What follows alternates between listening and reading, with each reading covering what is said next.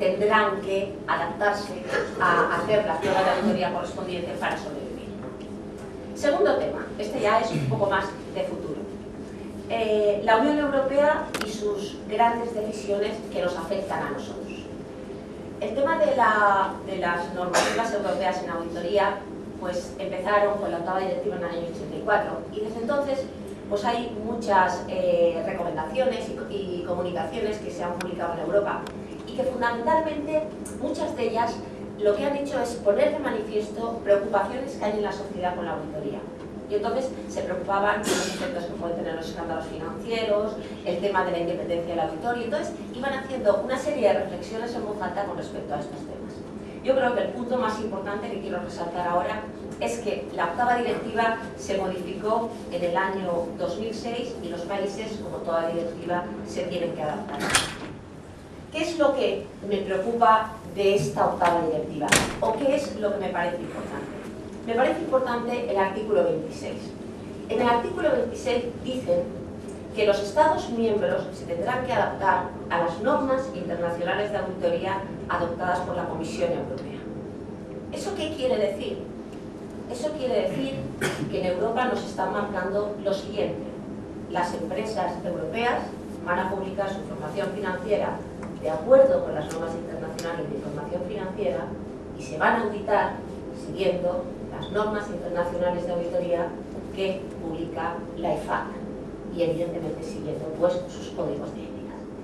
Esto tiene varias etapas y procesos que me parecen importantes. Claro, yo cuando estoy estudiando este tipo de cosas y cuando quiero transmitiros las ideas, he encontrado mucho paralelismo entre todo lo que hemos vivido para adaptarnos a las normas internacionales de contabilidad y lo que estamos viviendo y lo que vamos a vivir para adaptarnos a las normas internacionales de auditoría. La Unión Europea ha emitido pues, un proceso que ya, como veis, es complicadísimo, hay cantidad de comités y de organismos, pero hay algo que le preocupa muchísimo y es, primero, señores, hagamos un proceso que sea transparente.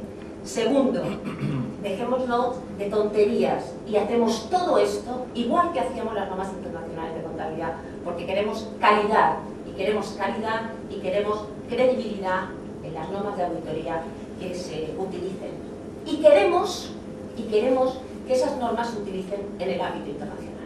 Por lo tanto, estamos siguiendo un proceso similar al que estábamos siguiendo cuando publicamos las normas, las NIF, pero ahora adaptado al terreno de la auditoría. Y claro, si ahora, en vez de hablar del IAS, vamos a hablar de la IFAC es un organismo público en el que cuando uno entra en su página web llama mucho la atención, por lo menos a mí me lo ha llamado, la palabra de bienvenidos. O sea, el papel protagonista que tiene la IFAC en este momento, el papel que tiene en auditoría de encabezar pues, toda la evolución de la profesión auditora, hace que cuando uno entre en su página web le llame la atención la palabra bienvenidos. Bienvenidos a la Federación Internacional de Contadores, bienvenidos a nuestras normas y a lo que aquí hacemos.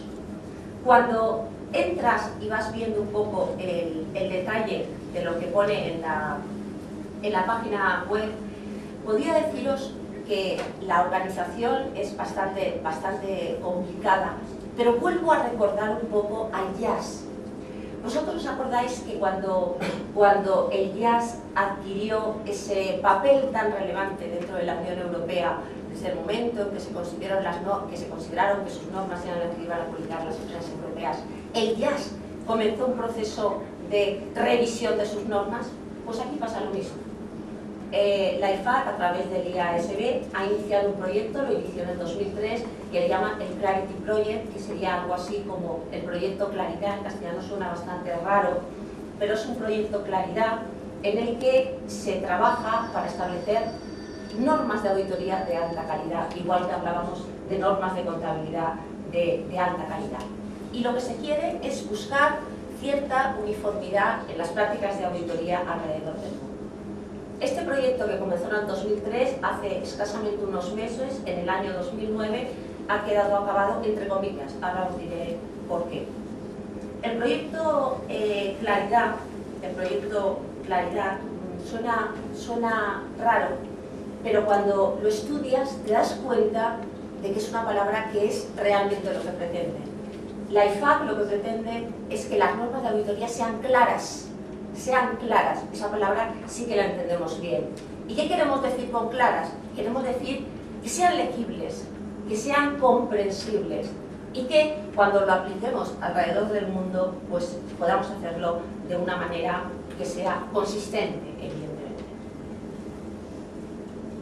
Os decía que el proyecto hace unos meses que acabó porque hay un organismo ahí que vela mucho por el interés público. A pesar de que estamos en una organización privada, las palabras que más puede uno leer en la página web de la IFAC son interés público y transparencia, que son las palabras que evidentemente le dan fuerza a todo este proyecto. Aquí tenéis un poco el esquema que se sigue, pero dejadme que os diga la cuestión que me parece fundamental. Aquí tenéis las 36 normas que en febrero de este año se acabaron. Hay 36 revisadas de las antiguas y una que se ha iniciado nueva. Y lo que se ha dicho es que esas normas van a permanecer durante 2 años, que ya no se van a revisar. Constituyen, y vuelvo otra vez a acordarme del jazz, lo que en el jazz se decía, se conocía como la plataforma estable. Aquello que se hablaba en el jazz, en el que lo que se pretendía es, por favor, no me vayáis cambiando las cosas continuamente, porque entonces no tengo estabilidad. No puedo aplicar algo que continuamente me lo estás alterando. Mantengo un poco de estabilidad. Pues aquí parece que la idea es un poco la misma. No provocar dificultad en ese proceso de convergencia hacia las normas internacionales. Segundo tema que tienen los auditores encima de la mesa. Va a venir la adopción por parte de la Unión Europea de todas estas normas y van a tener que adaptarse a ellas, igual que nos tenemos que adaptar a las normas internacionales. Y la tercera cosa que quiero comentaros. Le he puesto más allá de Enron, que como os decía va a ser mi punto de partida, pero quiero llegar a un tema que me parece muy relevante. Realmente yo creo que Enron, pues no sé, tiene mucha fama, ¿no? Pero es esa como maldita fama, ¿no? De convertirse pues en un punto de inflexión, de constituir un antes y un después en el mundo de los negocios. Yo creo que Enron supuso algo que hizo tambalear al sistema capitalista y evidentemente pues por eso hemos dedicado tanto tiempo a estudiarlo y a ver las consecuencias del mismo. Hay muchas cosas en los escándalos financieros que han ocurrido durante muchísimo tiempo y que se repiten en el caso Enron.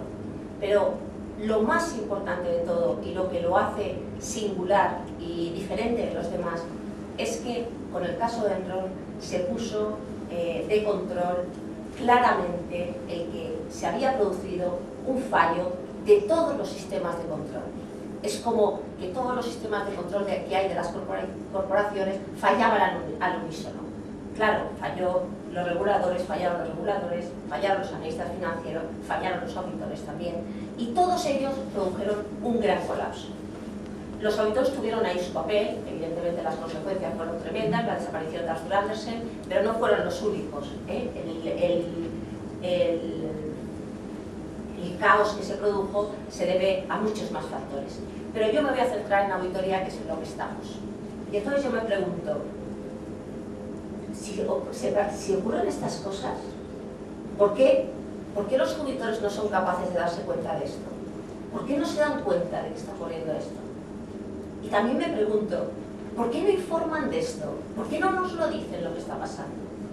Realmente estas dos preguntas, que son sencillas, pero para mí son el punto central, tienen una respuesta fácil en primera instancia.